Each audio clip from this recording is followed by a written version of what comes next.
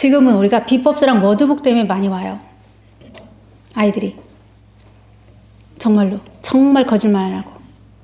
저도 신규 상담 막 하니까. 저도.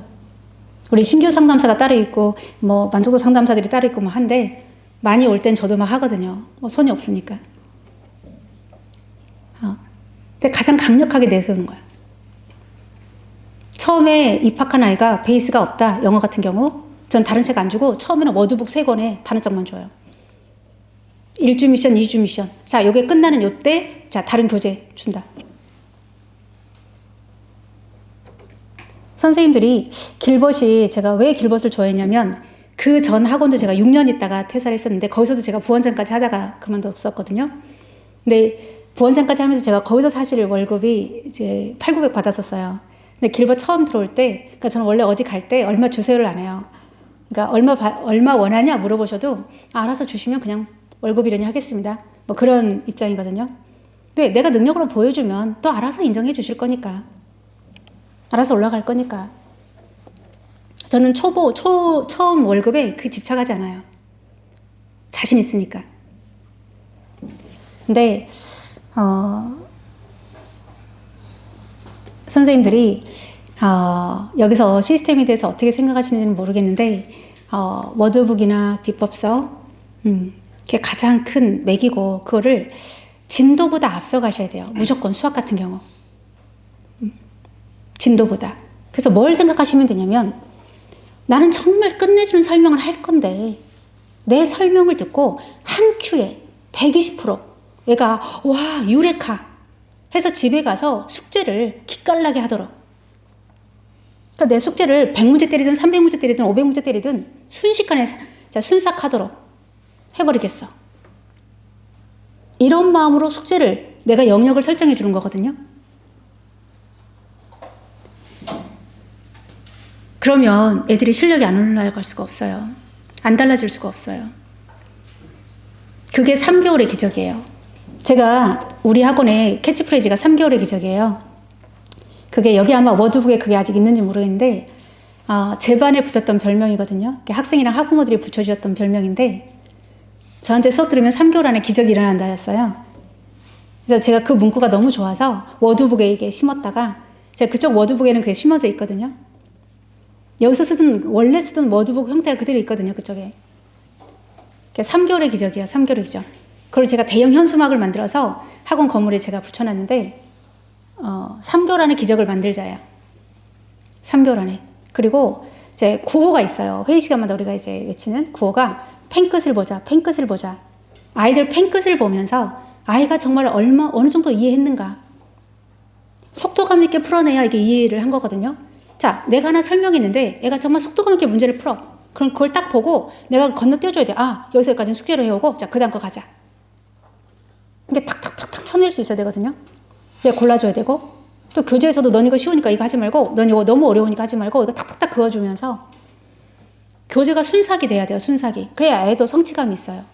근데 교재 한 권 가지고 6개월 가고, 8개월 가고, 1년 가고, 2년 가고, 교재가 걸레가 되고, 해도 막 그 교재 갖고 다니고 싶지 않을 거예요. 집어 던져버리고. 보람이 없으니까요. 성취감은 2가지로 나오는데 양적인 거, 질적인 거 둘 다 성취감을 줄 수 있어요. 아직 질적인 게 안 되는 아이들한테는 우선적으로 양적인 걸로 줘야 되거든요. 근데 선생님들은 너무 고급지셔서 질적인 것만 생각하세요. 그 못하는 애들이 버텨내질 못하기도 해요. 또 시간 지나서 제가 이제 가장 경계하는 게 뭐냐면, 못한 애들 숙제를 적게 주는 거예요. 제가 어제도 어떤 선생님한테 이제 면접하면서, 제가 면접할 때 그런 얘기를 많이 하거든요. 어떤 선생님 면접하는데 이제 그런 얘기를 했어요. 제가, 선생님, 잘하는 아이와 못하는 아이가 있는데, 어떤 아이한테 교재를 많이 가고 어떤 아이한테 교재를 적게 가야 될까요? 어떤 아이한테 숙제를 많이 가고 어떤 아이한테 적게 가야 될까요? 이걸 물어봤어요. 그러니까 선생님이 자기 같은 경우는 못하는 애들은 숙제를 좀 적게 주고 교재도 좀 단출하게 간대요. 쉬운 걸로. 잘하는 아이한테는 조금 많이 주고. 그래서 제가 그랬어요. 혹시 원비가 다른가요? 원비는 같대요. 그럼 그거 사기 아닌가요? 네. 시간 지나서 계속 갭이 벌어질 건데. 그 못하는 아이는 절대로 치고 올라올 수 없는데, 특히 고등부에서는 절대 점수가 아니어서 앞에 아이를 꺾어야 내 성적이 올라가잖아요.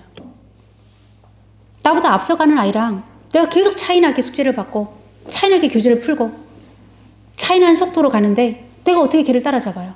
영원히 멀어지죠. 더 멀어지죠. 그걸 뻔히 내다볼 수 있잖아요. 그럼에도 불구하고 부모한테는 잘 가르치겠습니다. 최선을 다하겠습니다. 이러면서 사기치면서 원비 등록을 하도록 만들잖아요. 우리는 모토도 있거든요. 제가 처음에 가자마자 우리 건물에 세로로 크게 만들어서 붙였던 현수막이 있었어요. 태풍 때 제가 뗐지만 위험해서 그 건물 길이만큼 제가 현수막을 만들어서 붙였거든요. 세로로. 그게 뭐였냐면 성적 향상은 권리입니다. 그 이면에 숨어있는 말이 원비 사기치지 말자였어요. 그 선생님들한테는 제가 원비 사기치지 맙시다를 매일 외쳐요. 한 타임에 오는 원비를 생각하세요. 그 선생님들이 내가 유창하게 4만원어치 설명했어 생각하지 말고 애가 정말 4만원어치 녹여냈는가를 생각해라. 애가 그만큼 녹여내지 못했으면 사기친 거다. 이걸 머리에 이고 사세요. 다른 거 생각하지 마세요. 저러거든요. 학원을 위해서 일하지 마세요. 정말 이 아이한테 내가 내가 유창한 강의만으로 아이가 성적이 달라질 것 같으면 인강 강사, 애들 인강 다 들으면 돼요. 집에서. 그죠? 그리고 여기서도 다 선생님들 뭐 이런 말씀 좀 송구하지만 과마다 최고 베테랑 선생님 누구누구 다 있잖아요. 그 선생님 한 분이 수업 치고 나머지는 그냥 애들 다 거기서 몰아넣고 다 그냥 듣기만 하면 되잖아요. 근데 왜 엄마들이 그런 수업을 마다하고 우리 아이 이렇게 케어해 주세요. 그래서 소수정예를 찾아서 올까요?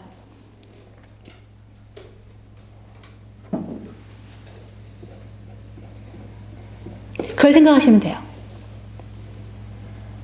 우리 시스템은 우리 이지베스 시스템 뭐냐면 무조건 학생한테 초점이 돌아가 있는 초점이 그런 시스템이에요. 고객한테 초점을 주는 거예요. 강사한테 초점을 두는 게 아니라 고객한테, 학생한테. 그래서 우리는 학생들이 반을 자유롭게 선택할 수 있어요. 어떤 수업 듣다가도 옆에 친구가 저 선생님 좋다는데 저 반 갈 수 있어요? 오케이. 우리는 절대 노하지 않아요. 어쩌고저쩌고 안 해요. 오케이. 그 반 티오만 있으면 무조건 밀어넣어요. 그래서 스스로 도태되는 선생님도 있어요. 학생이 없는데 어떻게 계속 계약을 유지하겠어요? 몰리는 선생님도 있어요. 그러니까 70, 80, 90 데리고 가는 선생님들도 있어요. 그럼 제가 보존 선생님 붙여요. 이렇게. 인기 있는데 어쩌겠어요. 근데 70, 80, 90을 데리고 와도 다 개별 지도예요. 무조건 1대1로. 그래서 학년도 파괴됐고 레벨도 파괴됐고 과정도 필요 없고 방학 때 특강을 치는 게 있어요. 예를 들면 방학 때만 한식으로 한 달 딱 2달 확통 선행 특강 이런 거 있잖아요. 이럴 때만 단체 수업을 좀 해요. 이럴 때만. 왜? 워낙에 인기 있는 쌤한테 이제 듣고 싶어 하는데 애들이 다 몰려버리니까 그런 특강만 단체로 가고 그 외에는 단체 수업을 치지 않아요. 그 내신 대비 무료 특강 우리도 하거든요. 그때 단체 수업을 해요. 예. 그래서 선생님들이 공식과 단어 이것에 대해서 이제 대표원장님이 워낙에 고민이 많으신 것 같고 또 백지 테스트. 저는 제가 여기 있을 때도 처음부터 주장한 게 백지 테스트였거든요. 수학에 대해서 10분 테스트 말고 백지 테스트를 해야 됩니다. 영어도 사실은 이제 10분 테스트 말고 백지 테스트 해야 됩니다라고 제가 많이 원했었는데 10분 테스트가 있다 보니까 10분 테스트하고 백지 테스트를 다시 또 했었어요. 저는. 왜? 객관식으로 나오는 혹은 거기다가 이제 문제 끼적거리는 이거는 사실 솔직히 말해서 애들이 큰 준비도 안 하고 오고 너무 이게 조금 이게 오히려 더 형식적으로 굳어지. 처음에 의도는 되게 좋았는데 이게 형식으로 이렇게 가라로 가더라고 애들이. 그래서 거기 점수도 큰 의미가 없고. 그래서 저는 백지 테스트를 많이 좋아했어요. 근데 거기 가서는 완전 테스트가 다 백지 테스트예요. 백지 테스트 무조건. 타이틀도 없어요. 날짜만 딱 있고 그 수업 나가는 부분에 대해서 혹은 이제 누적해서 테스트할 경우는 앞부분까지 다 이렇게 해서 쫙 올라와야 돼요. 그리고 선생님이 해서 통과 이게 아니라 자 테스트하는 거는 아이가 머릿속에 뭐가 있나 꺼내보는 거잖아요. 꺼내본 다음에 자기가 제대로 안 박히는 걸 자기가 수정을 해야 돼요. 그러니까 아이가 빨간 펜으로 수정하게 만드셔야 돼요. 이게 선생님이 대충 동그라미 치고 통과를 주기 위한 테스트가 아니라 계속해서 다시 한번 메타인지로 자기 머릿속에 뭐가 있나 꺼내보는 게 백지 테스트예요. 정돈돼서 들어가 있다면 정돈돼서 안 나올 리가 없잖아요. 그죠? 대충 들어가 있으면 대충 나오는 거예요.